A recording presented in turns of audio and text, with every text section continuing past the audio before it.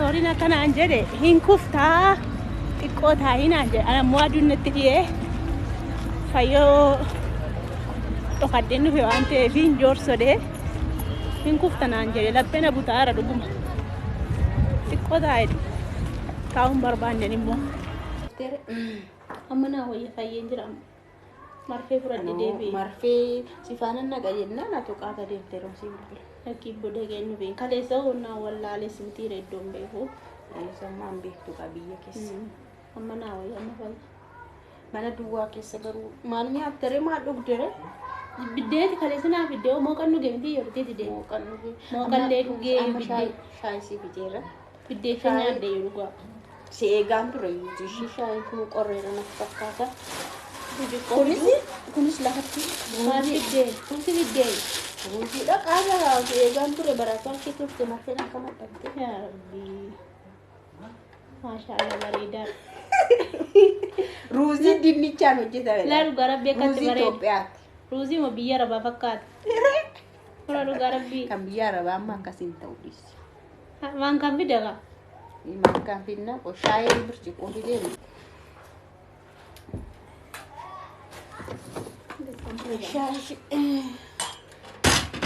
shaya na obasne to shana da tela kuna fayo aguma nunne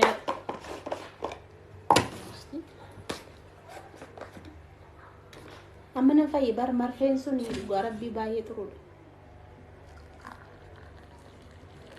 masha Allah shayin zan bare ta duka masha Allah bare da garabbi shayin jala dayya ruzi o kam tinya tareo sani tisi kannas namun kam halan manya na suma kanu mamo o kam sani kam bara ni tisi si kannas di si bonta kan manya na telenya man pati kon ka bagarum bitan ni kanu iya dan ni dole ru ana nafi tutti na dole iya dan ne garabbi la wa madok masha Allah ruzi biyaraba ar ya garabbi ergin galere finya da ala ruzi Ethiopia akasida gurgudda lo manne Ethiopia yo dinnichan fa hojjetanna karoti dan hojjetanna foni gamno fa miya duga akka kesan dijaja ino jeno akka kesan lahamu namu hinjir ha akin jed firiji ranjira qalattani firiji kesan qalattani akaraba ndal ko bakkalamati baftari isa birrin gamno ga birri asa binarenu qalbinya ganjuru Ethiopia kesa kasam ma kamma nyambi gure de jiru isa tawu ko mbare de shaya kanu ki mami saga arafamu malini qarfada shay Ethiopia ko turu da kana kabiya arabanti ni biya arabanu mutti kimami gawundi kamu miya win nawatu miya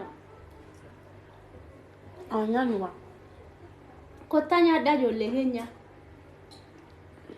kotanya ada nagaan sini fada hordoftoota haadha kootuu bi akkam jirtu nagaa keessanii jirti sin nagaadha akkam jiruuf jirani ijoolleen keessan nagaa fayyoon ergideen gaddaati naqallabaarti yoo ofuma seetiin qubaanatti kaaftee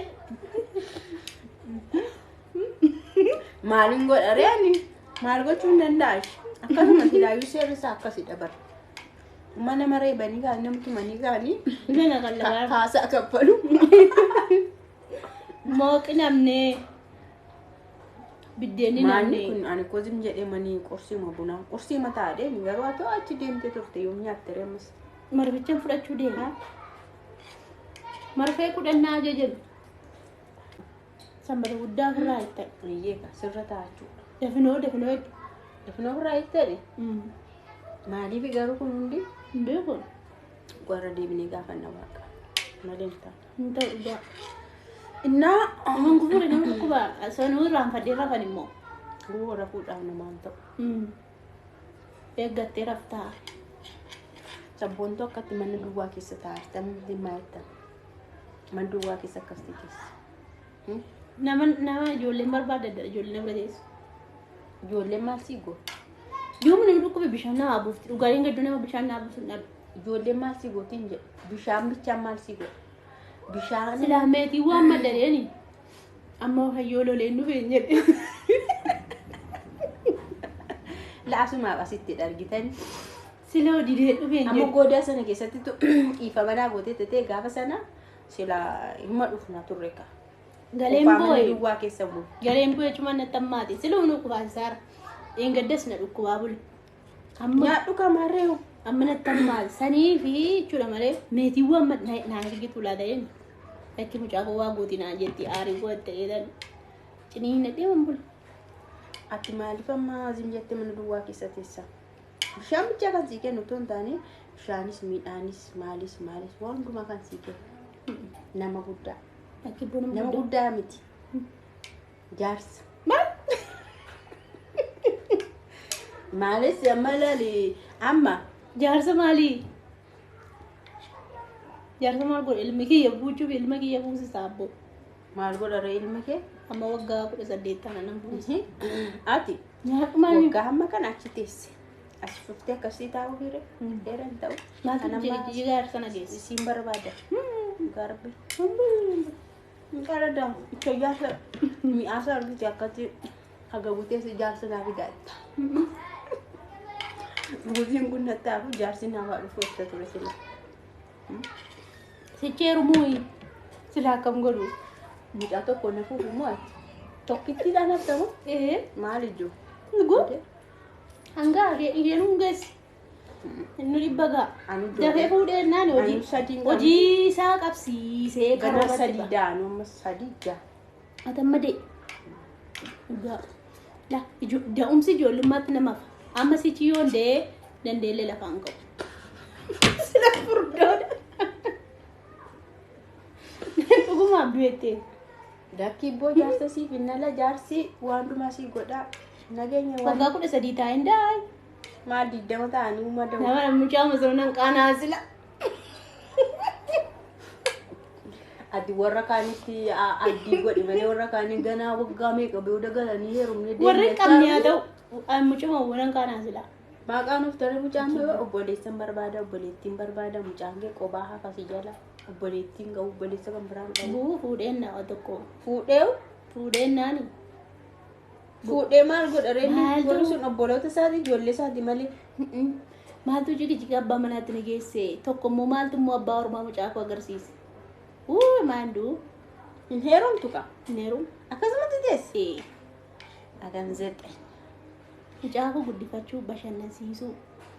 irra dhiisii Isa karoora qabsiisee nama namaa. irratti miti kanaaf bakka hin bahe kuni siichaa miti yookaan Warri hiikan heeruma nuu sirriin goone. abbaa mucaa keetti araaramta murteen jiru kan Indaa ukaasa walii galuu jira. Ndidi. gara walii galamutti dhufata dubbatame Ishin jiru. akkatti maan ta'u ka hin goddaamta miidhamta amma fakkeenya wanti hundumtuu hin darbaa hin badaa hin hafa bakka garuu ati jireenya jiraachuu qabda maal si godhama gammachuu argachuu qabda waan namni argatu Kun gammachuun kana jaalee hin jiru. qofaa gaarii mokkatti himu Gammachuun kana jaalee hin waan jiru. akkasii Mobaayilii koo ijoollee koo jekka barbaade haasaa oola. Ijoollee kooti bar warra miidiyaarra. Ijoollee maka kooti jira hangarraa miskiin nyaattu ati. Amritee dhugaa rabbi. waan nyaatte ana tokko nyaatte ana moo si dhukkubsa geessitu ana kee nyaataa Nyaadhu dhugaa rabbi baay'ee mi'aa. Qaruusiin biyya rabaan jiru kun gurguddaa miti. kun gurguddaadha Maankaa keenyatti hin kolfinaa amma naqee bitadha. Dhangeessummaan natti dhufan ta'e. Fayyoo fi aatii eebbanaa hojii rakkatan dhugaa rabbiin isiniin jedha kana namni kan nama fayyadu yeroo rakkoo yeroo dhukkubaa yeroo gadda keetiitti yeroo waan hundumaatti kan namni nama fayyadu kana dhugaa rabbii kun akkuma isin argitanii anumaan qopheessine xibsinneen gadda godheef irraa hafee fallaajaa jira. Firiijii keessa keessaa fuudhee xiqqoo ishee fi ruuzii maseen fidde bukkee kakaa'ee dayyuu biddeenni lafa jira. Fuudhee isuma kennee fi malee kun dhugaa rabbii akka kanatti haatee boolla achi baatee dhufte haatee boo dhugaa rabbii tiraanspoortii kaffaltee dhufti. Fayyoon illee kan keenya illee isheen illee addanuma garuu dhugaa rabbii mana ishee dhiiftee dhuftee na wajjin oolaa jirti. Kaleessas gaddas akkuma isin argitanii kun na qallabaa jirti jechuudha. Dhugaa rabbii kana dhugaa nama qabaachuun nama ofii qabaachuu jechuun yeroo rakkootti kun bakka kanatti nama fayyada. Baay'ee haasa'uu hin danda'u dhugaa rabbii qofaa garuu xiqqoo har'annaa wayii alhamdulillah galateeffadhaa fayyoo isaa eebboosii rabbiin yaadaaf murada isaanii haa guutuu siniin jedha. Kunoo mangoollee naaf iddeerti fayyoonii homaa nan bifne kaa dhugaa rabbii keessa harte mucayyoonii baay'ee galatoomtuu jedha.